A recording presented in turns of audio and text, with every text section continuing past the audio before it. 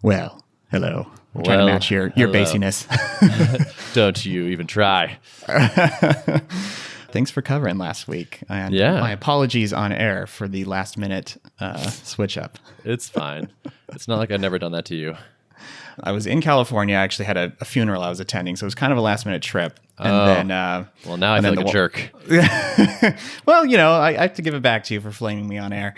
And then my wife actually booked the tickets, so I was not super aware of timing of things, and then I kind of got caught by a time zone bug in my head. So my apologies. All good. And then, wow, way to make me feel guilty about it. No, I'm making this your fault, by the way. I'm reframing this whole thing. No, it was good. We had a good chat. It was nice to have Adam on as in a co-host capacity. Yeah. I thought I just listened to it today. I thought it was a really good episode. Thanks. Yeah, I thought we did all right. Yeah. It's like he's podcasted before or something. I don't know. Yeah, he's not a newbie on the mic. Mm-hmm. It's nice when the conversation feels like a conversation and not like, let's have a conversation for the sake of a podcast. Right. And I feel like we hit that goal, which is cool. Yeah, I think it's a tricky thing to do. We were just talking about before we hit record that that can be difficult, especially with guests sometimes, to get it to feel flowy. And I guess it probably did take us a little while to get there too. On this podcast, you know. Yeah, I used to have tricks for this that I would use in the Giant Robots days. Like my go-to was we would record locally, and I would just be like, I would start with the pre-show talking to them, and then I would just kind of keep asking them questions. And 15 minutes in, they'd be like, "Is this the podcast?" And I'd be like, "Oh yeah, this is the podcast." It's been the podcast this whole time. Yeah. And they would go, "Oh," and that was kind of nice because there was never like a, "Hi, I'm Ben, and welcome to this podcast, and today we're joined by," I think causes people to activate this performance mode. Whereas if I just kind of tricked them into recording the first half of the podcast, it worked. Yeah, for the longest time when I would guest on shows and stuff, that was always the most tense part for me. When it was like, okay, all right, well, here we go, let's do this, and then let's hit the record button.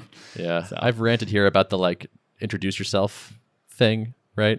Yes, I think you've talked about that. Derrick, tell us an incredibly well summarized and pithy version of your life right now. Yeah, I know. And that's the part that's always most rehearsed because you're like, well, I don't want to screw that part up, giving my elevator pitch for myself or whatever. Exactly. Yeah. Yep. When I get that, I just want to underplay it. I want to be like, I'm Ben and I program computers sometimes. Leave the host in a lurch. What do I go next? And my second least favorite is at the end of a show when they're like, so any other very interesting thoughts you want to share? And it's like, right. It's like I always feel the need to say something more, but then it's like, yeah, that's any off the cuff but incredibly insightful things you wanted to tell us. Yeah, right now. That's kind of the implicit ask. Brutal. We gotta stop that, podcasters. Yeah, introduce the guest for them. Yeah, introduce your own guests. That's how I feel about it. Yeah, you did that last week or a couple weeks ago with Shane. Yeah, and I thought about you when I did it. I was like, I heard it. I'm gonna flip this around. Nice. Yep. I guess my ranting has some positive outcomes. At least on me, Ben. At least on me. I appreciate that you're listening. Yes. This whole podcast is just me talking to you, so I'm glad you're listening. Yeah. Otherwise, no one will hear this. So we have our 100th episode coming up. This is 99 right now. Yeah, we do. I can't believe it. Time flies, man. It does. And this is the new podcast. We did a lot of the old podcast, and this is the new one. I know. I think we had 30 or 40 Giant Robots episodes before something this. Like that. We've been podcasting a little bit. Yeah, man, it's crazy. It's pretty crazy. Yeah. Somebody emailed us and was like, hey, I like the podcast. I listened to an episode and I liked it, so I decided to catch up on the whole thing. By the way, it takes a month to binge all of Art of Product. I loved that. That was so good. It's a good metric to know about. It always just surprises me every time I hear that. And we get this pretty often. I hear once every couple of weeks at least someone saying oh, just discovered the podcast and went through the entire back catalog. I'm like, oh my gosh, that is a lot. That is a lot of just random conversations you just consumed. Yeah. I mean, it makes sense though, because it's a story, right? If it weren't a story, you wouldn't have a reason to go back to the back catalog. But if you hear the latest episode, you're like, oh, this sounds really interesting. How did they get here? And then you can kind of hear it unfold in real time. I think we've talked about this, but I kind of want to do that myself some year. Someday it will be amazing to go back and listen to this exact conversation. Hi, future self. It would be cool. Maybe this is an episode 200 or something. It would be to go back through and pull out the highlights and kind of stitch together the timeline and the story. Yeah. Oh, yeah. That would be a lot of work, but Yes. It sounds fun. We should hire Tom to do it. Yeah. Tom, listen to everything we've done and then pull out the best parts. Man. Yeah. How many hundreds of hours, and we'll pay at a certain rate? We would need to pay in thousands of dollars. I would hope. Yeah. You need to pay me thousands of dollars for that. That's for sure. Yep. Yeah, we're gonna do something a little bit special for the next episode, but it's less labor intensive. Yes, more, for sure. More our style. So that'll be good though, I think. Yeah, I think so. So stuff going on. So it's August, and I had a conversation with Steve, who's been doing design work for us. He's the author of basically all our digital assets. And looking at what he is able and willing to do and where we are at, it's looking like the original plan of having a fully real-time instant self-serve checkout thing is probably not going to happen in August, unfortunately. It's sort of semi-unfortunate. So it's kind of a bummer because this was the plan, and basically I'll take the blame for this, where I kind of just failed to make sure all the things were going to line up correctly. So it looks like that August date is probably not going to be hittable for that just like click, you're in. It is already a self-serve sign up available. It's just, there's an email flow more involved with that. Basically, we're missing a pricing page is the big piece. Kind of a bummer. I guess the good news there is that, well, A, we're sort of already launched, and B, I have kind of a backup idea. And I was kind of inspired actually by UserList. So I saw they had their launch, I think this week on Tuesday. I noticed how they sort of positioned it is, we are now out of beta. And so it's kind of like a launch, but it's kind of more just like, this has been a thing. It's just now we're saying this is a stable thing. And that is actually more the kind of distinction we're trying to draw, because it's not like it's not launched. It's not going from 0 customers to now people can use it. It's like it's a real thing. So I think, as I'm saying this, I'm like, man, I got in trouble with the August thing by saying in public we were going to do a thing. Who knows? This is an idea in Ben's head. We'll see if we do this. But here's what I'm thinking is, what's the position that I would like to have here? And it's actually more like Tuple is now 1.0. Mm-hmm. Mm-hmm. I mean, I think the version numbering thing aligns with kind of the audience. I mean, developers will kind of resonate with that, I would think. Exactly. Yeah. Like Adam had like a celebration kind of thing, or like we sent him a cake when Tailwind went like 1.0. Like it's a milestone in a product's life cycle. And in any young product's life, I think our audience, like you said, will totally get it. And so I think rather than being like, oh, we're publicly launched, you can instantly sign up now. It's like, hey, guess what? It's 1.0. It's no longer beta. Slap a banner on the page or something like now 1.0, and like I think we can get it basically all of the benefits that we wanted without much more like design work or like having to sort of make the launch thing be different than what it is. Right. Because I heard you talking to Adam, pondering, should I do the full big splashy launch, or is like keeping the funnel constrained actually a good thing because you're still getting enough people signing up? So are you feeling like that system's still working pretty well? It still is, yeah. If more people signed up, that'd be fine too. Like, that's great. Like, we're not at capacity of our ability to handle that. And I'm trying some other stuff. So I know we knocked around the ideas of some various, like, easier to start trials. And so I'm actually running some small tests for that right now. I guess one nice thing is we'll kind of have that, like, official launch in our pocket still, so we can still kind of use it if we want to. Yeah, just kind of like whenever you want to kind of pull out that marketable event and say, like, we've now opened up the self-serve thing, you can kind of position that as a launch and put it in all the places, the product hunt and stuff like that, right? Mm-hmm. Yeah. I think none of this matters that much. The core things I'm seeing is like sort of like thinking about how we're doing. People that are signing up are adding users and sticking around. Like our customers are expanding their use, and like they're telling us that they like it and it's good. And so like to me that matters more than anything else. And if we're getting that right, the rest of the stuff is kind of, semi mess upable, and it can be suboptimal, and we can do just fine anyway. Yeah. Yeah, I think it's like some people use a launch as a way to like ignite a spark in something. This is kind of actually what I'm thinking about for StaticKit. Like I flipped the process on its head and said, I'm going to build a kernel of a product first before I do a heavy amount of like marketing for vaporware or whatever. For this, if I'm going to do like, once I determine that like the beta period is done, my current thinking is that I will do some kind of launch for it as a way of saying like, this thing is ready in the world, and hopefully get some circulation among an audience of people who might find it useful, and as a way to like jumpstart kind of the awareness and marketing engine for this thing. And in your case, you guys basically already have that rolling because you've been doing all this kind of marketing from day one as you build the product. And so it's less important that you kind of jumpstart a marketing engine or something with some kind of big splash. True. And some other like events beyond our control are kind of helping us with that too. So like we're the beneficiaries of some other like things that we didn't do. So we're just making it less necessary than for most people, I would say. So we're lucky partly, I guess is what I'm saying. But speaking of marketing, I had kind of a cool thing happen the other day. Does the name Ray Ozzie ring a bell with you?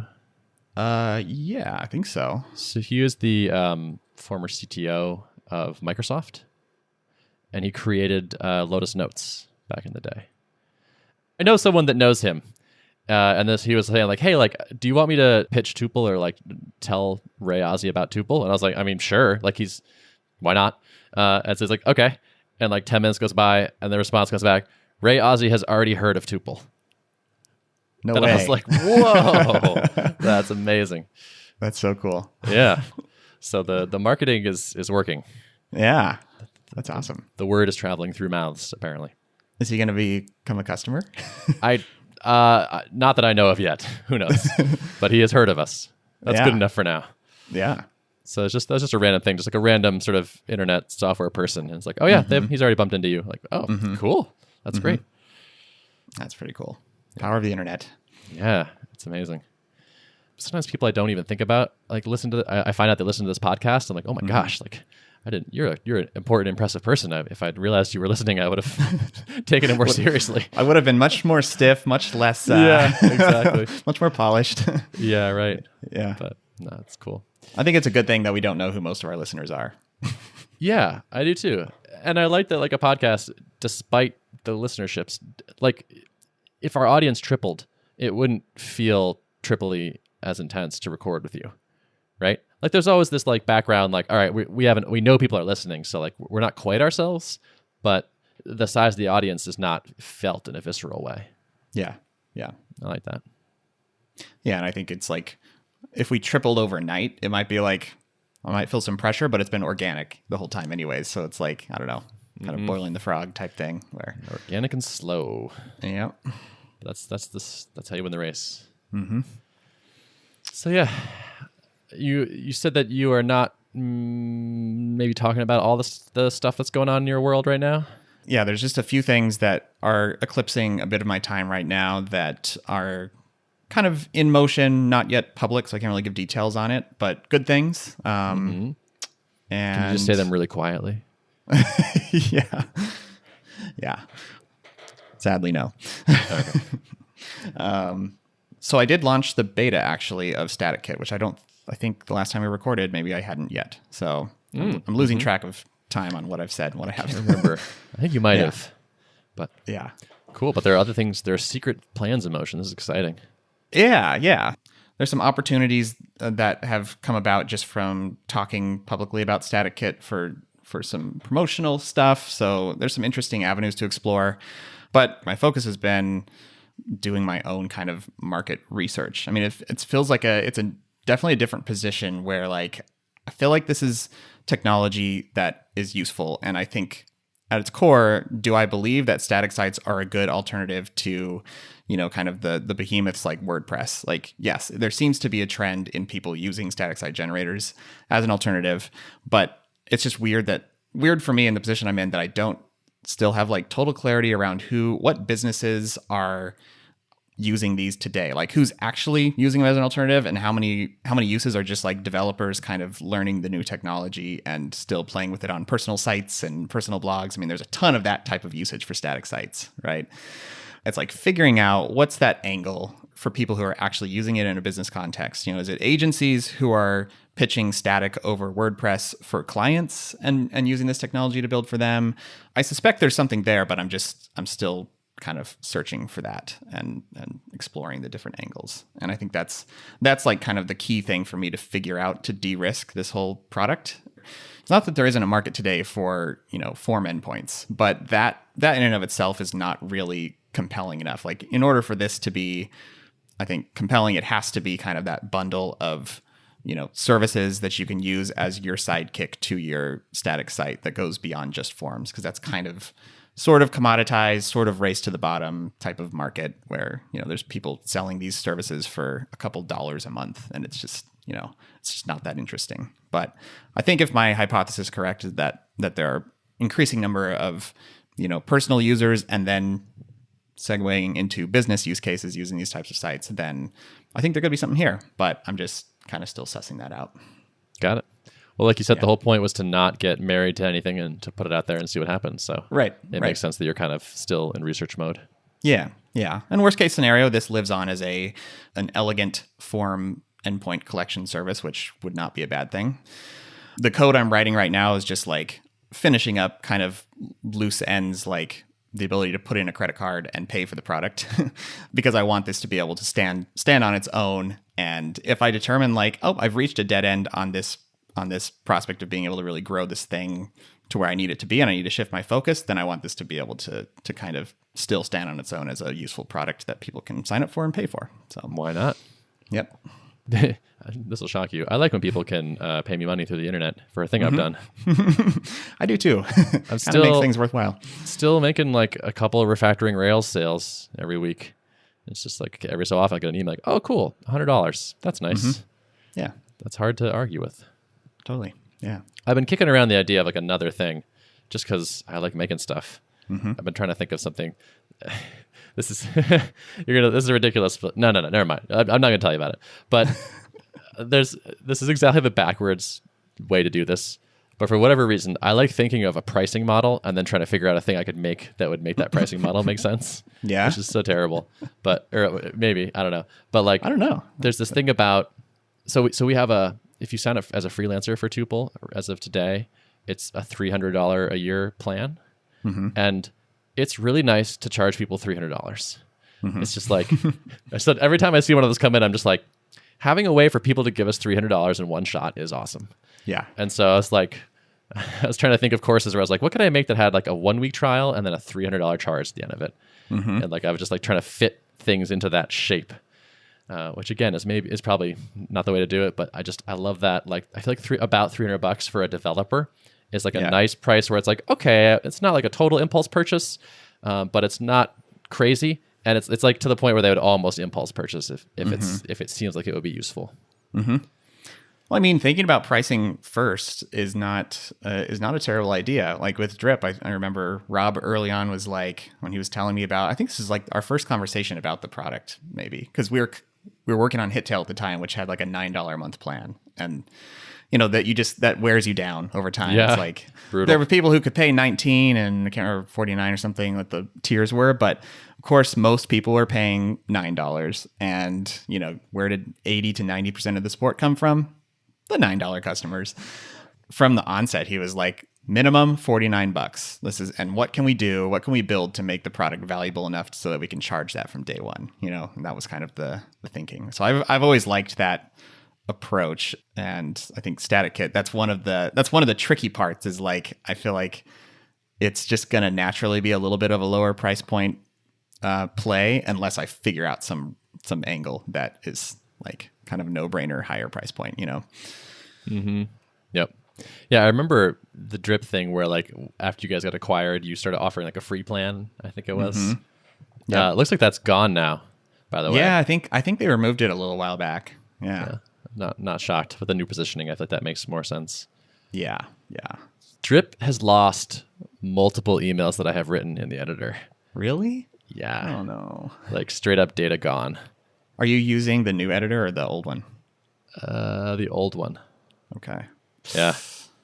I mean, I don't blame you, for the record. Yeah. But like I'm still kind of on it because like we set up with it a long time ago, and like it's like lost my data a few times now. Where like I'll have an email and I'll save it, and I definitely click save, but somehow there's some race condition of navigating between the various tabs where like it somehow just like decides, oh yeah, throw out that email. Shoot, that sucks, man. It's fine. The good news is every time I have sent a test version of it to myself already, so I can just copy paste it back in. But each time it's just like, oof, my confidence. Ow. Yeah. That's kind of a critical path. It seems like you should save the emails. Yeah. That's just a thought. So speaking of drip, I was listening to one of our previous episodes, and we're talking about churn. And you just like kind of casually tossed out like, oh yeah, it took us a while to get to net negative churn. And then something. And like, I was just like, cool. Anyway, talk to you next week. And listening to the podcast, I'm like, how did I not dig into that? Like, that was such an interesting little anecdote. And like, how did I just let that go by? So I made myself a note, and I would like to circle back to that right now. Yeah. If that's okay with you. That is okay with me, with the caveat that I might be really fuzzy on the details. Yeah, I figured. Yeah, that's all right. Yeah. So what do you remember about getting to net negative churn? Shoot. Well, do you remember when that episode? When we talked? I mean, about this was that? like probably 3 or 4 episodes ago, something like that. Oh, okay. This was not like in real time. Got it. I was talking about we had like a month where we did this. Yeah. And you were like, oh yeah, we did this too. I mean, I think it was after we had strongly achieved product market fit with automations and workflows and stuff. Yeah, I mean, I think it's just built into kind of the pricing model that as people gained more subscribers, we would automatically upgrade them through our tiers. And so, yeah, I think it was just a matter of achieving strong enough fit where our churn started to really drop, and then that we always had people upgrading automatically as their lists grew. And, as we focused effort on making the product, gather more subscribers for people, then, we could kind of directly influence people's path up through our tiers. And I think that with per seat pricing, you kind of have a similar opportunity, which is kind of nice. Oh, it's super nice. Yeah. It's like more or less automatic. If the product is good enough, it's been spreading like really nicely that way. Yeah. Having worked on other businesses where the expansion was like pretty negligible, because there was not much of a value metric that sort of drove people into the higher tiers, I would never go back. We had like having your churn offset by expansion is just like, wow, it's amazing. Like the bucket is the opposite of leaky. It's a self-filling bucket, which is kind of amazing. I don't know if you can say it's a rarity, but it's definitely not like, it's in the minority of SaaS companies, I think, that are able to achieve it. So yeah, and even if you're not at like net negative churn, just having some expansion revenue to offset some of that churn is so great. Like I remember, so I did that pricing discussion with Justin, and this was like a drum I was kind of beating and be like, I really want to see you have a thing where people can expand up in the tiers. Yes. Yeah. And I don't think I managed to convince him of that, but man, it's been such a huge thing for us. Mm-hmm. Have you gotten any pushback on like per seat pricing? Have people wanted tiers instead of like every time I add a person, my bill goes up kind of thing? Or I would say the pushback takes the form like an example is like people say like, well, half our team pairs a lot, but then the rest will probably only use this like once a week or something. And we'd rather not pay for everybody, but we do want everyone to have access. And so we've kicked around the ideas of different like lower use, like a low frequency option. But what we've been doing right now is just doing custom plans for people. Like we just say, all right, well, like how many people do you think will use it regularly? How many people will use it occasionally? Okay, that would be approximately this. What if we threw a discount of this on there? And like we basically have been offering sort of like a custom annual plan to these folks. And that has actually worked really well. Yeah, I love that. I mean, I think so many times we try to look for like, what is the answer that will apply to everybody when oftentimes like just making a few exceptions here and there. I mean, once you're doing sufficiently large deals anyways, and you're doing, kind of like the contact sales enterprise plan or whatever, then everything's negotiable anyways. Like that's the expectation. The nice thing is, like, if you getting on a call with people, sometimes they just have a number in mind. Like somebody straight up told me, he was like, "Look, I'm just trying to get this for like $6,000 a year," and I was like, "Okay, that works." Just done. And it was great. So it's like sometimes like they'll have a discussion internally, like, "Oh, we don't want to pay this much, but if we could get it to this number, it's fine." And then like we'll have a chat, and I'm like, "That sounds fair." Yeah. And if something's happening like so frequently that you're like, I'm having to make this exception literally every time I talk to somebody, then that's your big sign that maybe you need to adjust the core pricing model. But like until you get that kind of evidence, I mean, it seems like just make the exceptions. Totally, yeah. And I've actually even added a line recently to our like, "Hey, your trial is about to end" email, which is like, "Hey, if you need a custom plan, like just talk to us. We're good at figuring stuff out." And man, software having a very low marginal cost means we can just sort of pick a number and it'll probably be okay. Yeah. Beautiful. Yeah. Yeah. So I don't know. Anything else? Anything smart and pithy you wanted to say before we wrap up here? Yeah. I always have to think twice. No, I think that's about it. I jotted down a few notes. I think I hit everything I had written down. So cool. I'm excited to see how this 100th episode turns out. Yeah. I Should be interesting. Yep. Yeah. Stay tuned, folks. Yeah. And 99 was pretty okay too. I think so. Yeah. All right. Notes of the show. Notes for the show can be found at artofproductpodcast.com. Thanks for listening. See ya.